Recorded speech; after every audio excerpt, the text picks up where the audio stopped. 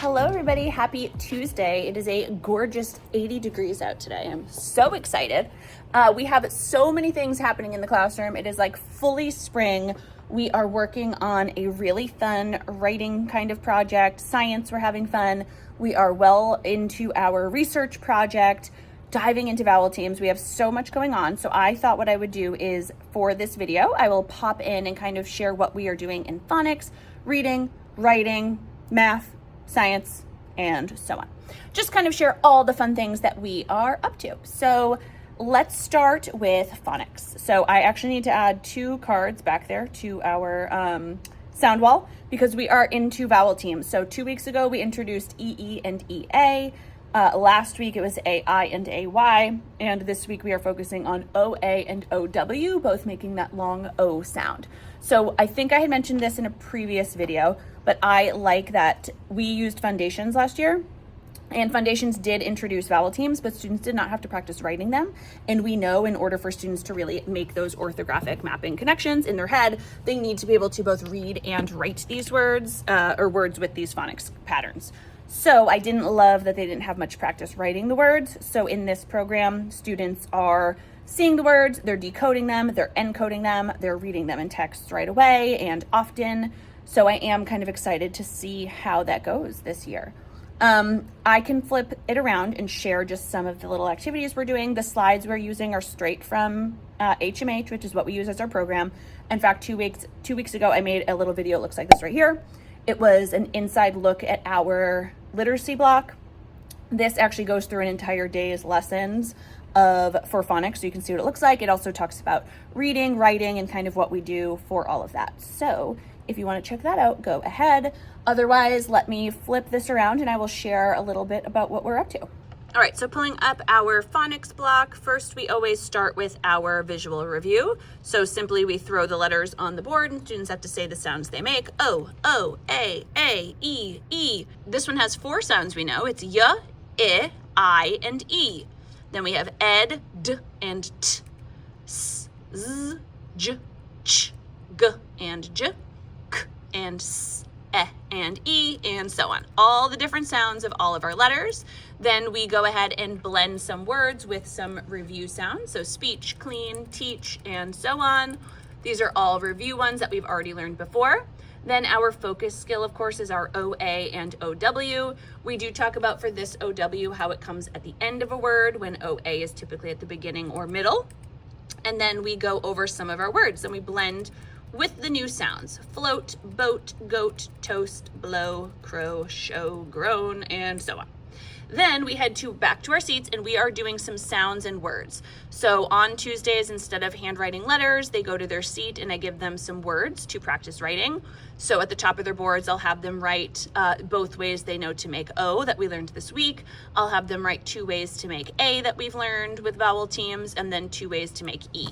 So that's what they did today. And then they practiced writing words like coach and crow and snow and boat and so on. Then we also added our letter tiles. We added the new ones and we did some word chains with our word tiles.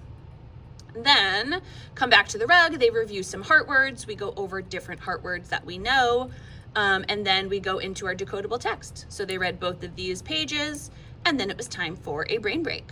Just a very typical phonics block per usual. Later today during our literacy centers, we will play read and color. I did update these. I have had read and color forever with vowel teams, but they were all mixed together. So we had OA, OW, AI, AY. We had like 3 different boards with them mixed, but really, especially after using this program, I still have the mixed ones, but I also have a board specifically for AI and AY, a board for EE and EA, a board for OA and OW, just to kind of give them some individual practice. So later today, they'll practice the OA and OW by rolling. They have to read the word and then color in the one that matches. Moving on to our writing, we have such a fun writing unit right now. They are back to informative writing, so they're writing a descriptive essay where they're going to describe some of the experiments that we did. So one experiment that we did in front of the class, so we talked about the word observation and predictions and all that fun stuff. We did the lesson where you put a white flower into a cup of water, and then you put food coloring in it, and they have to predict what will happen. They observe it, they watch it over time and see that the white petals end up turning blue. So we did that experiment, and then we did another one where you fill, here's a picture of it happening. The kids were so excited. But we did the balloon. We have a water bottle filled with some vinegar, and then we added baking soda to a balloon, mix it together, and the balloon inflates, and kids were like, oh my God, so fun. So we are gonna take that experiment, and we are writing a descriptive essay about it. So in order to do that, we're adding a hook to the beginning. So instead of just saying, we inflated a balloon, we're saying, did you know you can inflate a balloon without using your mouth? Or did you know that some vinegar and baking soda can make a balloon inflate? Different kind of starting sentences like that one. Some people said like, have you ever, so on. So they started their sentence that way. That's kind of where we're at right now. We did our introduction, and now we're working on the body of our essay, where we are using the words first, next, and last. And then we are really using descriptive words so students, or so the readers, if they're reading the story, could actually redo the experiment if they wanted to. Let me grab the mentor text that we're using because it actually goes really well with this unit. So let me just grab that real quick. All right, One Bean is the title. It's our mentor text for this program, or sorry, for this unit, for the writing portion. And it's just about a little boy who takes a bean and he puts it in a damp paper towel, and then what happens, and he ends up planting it. But for each of the pages, he gives really good descriptive words so that the reader can picture what's happening. I filled a paper cup. So is it what type of cup? I know it's going to be paper, with black potting soil. I laid my fat, wrinkly bean in the cup and covered it with soil. So these descriptive words, these adjectives that he uses, are really good in helping us understand exactly what's happening in the story. So those are the types of descriptive words we are going to use in our essays. So instead of just saying, oh, we filled a balloon, I'm like, what color balloon? How much, people said there's vinegar in the water bottle. How much vinegar was in the water bottle? We wanted to really help describe that. And then along with this book, like I said, we're doing a lot of fun kind of science-y things. You can see hanging up back here, we are doing the lima bean experiment. So we started with a little lima bean, and we put it in a damp paper towel. We sprayed it, and then it is just kind of sitting in the sun to see what happens. We've already observed it twice and noticed that the beans have basically doubled in size so far, and some are starting to split open. So if they split open and they start getting roots, like happens here in this book, we will plant it in some potting soil. We're also going to plant some grass, just super easy and fun. And we're just gonna make observations with it. It's just a fun time in first grade. We're combining science, we're combining writing, the kids are enjoying it. They can do a lot of this independently, which is really fun for them. So yeah, we're loving it. We're loving it here. I have my flower experiment over there that I'll show you in a second. Oh, and then I want to show you what we are doing for our research projects. If you have followed me the last couple of years, you'll know already about these research projects, but they're still so cute every year. I love to share them. Let me take you back. Oh, and just to show you, here is the blue flowers. Now, you are supposed to do it with a carnation, but we could not find carnations. So you can see this has been in here for a few days. This is how white they were. And now, many of them are kind of blue and speckled. If I had just done one stem, this also would have worked a lot faster, just FYI. But this was enough for them to kind of see that the water carries up through the stem and gets distributed to the petals. So it was enough for our experiment, so it worked. But next time, if I can't find carnations, I will just do one stem. That is what one of my coworkers did, and like the whole thing is blue. All right, here we have some of the beans. You can just see, like, this was one tiny lima bean, now it's humongous. Actually, I can feel on the other side, I can feel the roots already coming. So some of these might be ready to put in soil soon. All right, I have my OA and OW for read and color that we're gonna do later. Now I need to get my OA and OW vowel teams. We are filling up this board. I love this time of year when we have all of our short vowels, open syllables, glued sounds, digraphs, floss rule, silent E. This whole vowel teams here is gonna get real filled up.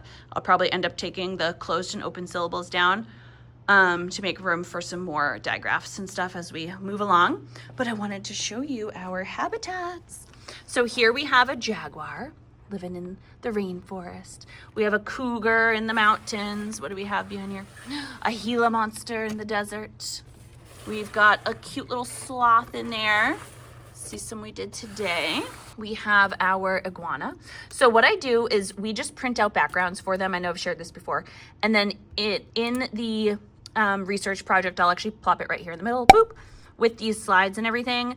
I have clay videos, I have directed drawings, all the ones that we kind of use. My students don't follow the clay video exactly, but instead they use it as inspiration to make it themselves. So they kind of see the little parts they need, they add to it, and then we order. I can link some down below.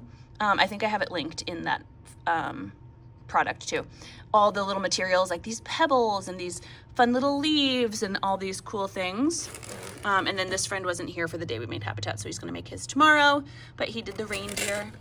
They are coming out so cute. I always love them. This is our iguana.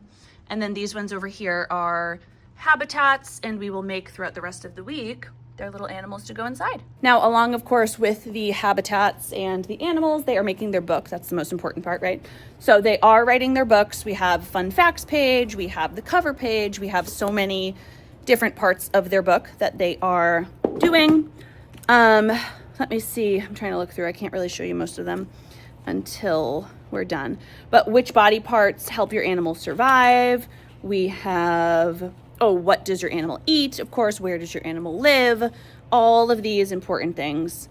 We have captions, we have a glossary, we have a fun facts page. So lots of great things that they're adding to their story. It also is Mother's Day, of course. Actually, when you're watching this, it will be Mother's Day. Happy Mother's Day to me. Happy Mother's Day to all of you out there. So also this week, we're making a little Mother's Day magazine, which we did last year. Looks like this right here. They have a little cover page, and then inside it has like all their favorite things that they just write down, and it turns out pretty cute. And with that, we are making the cute little shrinky dink keychains. Here's a picture right here for them to take home to their moms to celebrate. So a lot is going on. Okay, that's science, that's phonics, that's writing.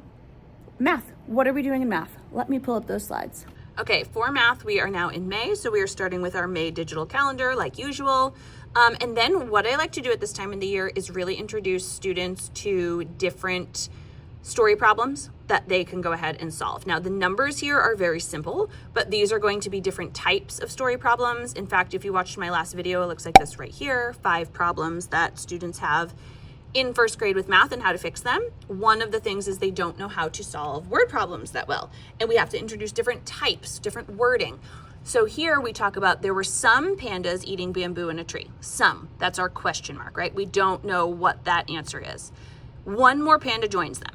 So we say question mark plus 1. Now there are 3 pandas in the tree equals 3. So we talk about what that looks like first, and then we figure out how to solve it. So how many pandas were there to start? So this is a joining problem with the start unknown. And then we do another one like this. There are some lions resting in the sun. So again, start is unknown, question mark, plus 4. 4 lions walk over to join them. Now there are 10, so how many lions were there to start? So we're just gonna practice with these lower numbers, listening to these types of problems so we can figure out kind of what it looks like and then figure out how to solve it. Once students get used to that, then we can kind of up these numbers and solve them with a little bit higher numbers. And then our actual skill, so those are just our warm-ups, but our actual skill is subtracting 10s from a 2-digit number. This is going to be just like we did earlier in the year with numbers within 50, but now we are all the way up to 100. So we're gonna start right here. What does it look like? 8 minus 3. What do we do here? We just talk about how we cross out 3 ones and we are left with 5. What about 80 minus 3? And then I kind of flip back and forth and I'm like, what's the same about these? What's different about these? And so on. Then we have them solve this mentally. So I don't have them stack it. I don't have them use cubes. I really am looking for them here to be able to break 94 and 23 into their 10s and 1s and then subtract accordingly. So that is what they did. And then we talk about 3 different ways we can solve these problems. When we're subtracting 10s from a 2-digit number, we can count back by 10s. We could draw it or use cubes and cross out what we need to find the answer. Or we can use our stack math. Starting in the 1s, we can always solve it. We get the same answer each way. Then we talk about that again, 3 different ways, practice all these different ways. For these ones, I'm just doing them on the rug with some cubes just to show them physically what that looks like. And then I have everybody get their stack math mat. They go to their seats and they try to solve these 3 problems in a row by stacking, solving, and flipping it over. And then they all show me if they got the right answer, and then we can move on. Then I have my students do their independent work, which today they are just subtracting 20 from all of these numbers. And then they had some IXL stars to go ahead and complete. This type of unit so far is already kind of monotonous because they've already solved a lot of this before. They are repeating it. Many of my students already have it, which is great. But my students that don't, it is so necessary for them to practice this again and kind of get down that stack math, get down how we can use cubes, really talk about the different ways to solve these problems and just pick a strategy and go with it. When we had them do like that 90, it was like 94 minus 23 or something, whatever it was. I was like, solve this in your head. I told them, you know what you're not going to do? You're not going to put 94 in your head and you're not going to count back 23. You don't have that many fingers. That takes too long. Think of another way to solve it. And again, I'm really looking for that flexibility and that decomposition of breaking that number into tens and ones before they solve it. That's going to help them the most. That's going to help them see kind of what they can do, how they can accomplish these hard problems, especially as they go into second grade. So I think that'll be really beneficial for them. But so far, I'm thrilled. We're flying through the year. I cannot believe this. We already have 28 days left. So much to do. We have our spring data day, our spring screening is going to be next Monday. So on Monday, we'll kind of see where they're at, how they've done so far, how much growth they've made. I can always see like anecdotally how much growth they've made as I watch them throughout the year, but hopefully it shows in the screening too. And if it doesn't, that's okay. Screening is not everything. That's what we tell ourselves, right? But we will see. So anyway, that is what we are up to. If you have any questions, I'll link everything that we're kind of using and doing. I'll link it all down below. Any questions for me, anything specific, please let me know in the comments and I'll answer them for you. And I would love to know from you, how many weeks, how many days, where are we at? What's the countdown, people? What are we doing this summer? I'm so excited. As always, I do hope you enjoyed this video. If you did, please give it a thumbs up so I know. Make sure you are subscribed to my channel and click that bell. That way you're notified of every new video. See you in the next one. Bye.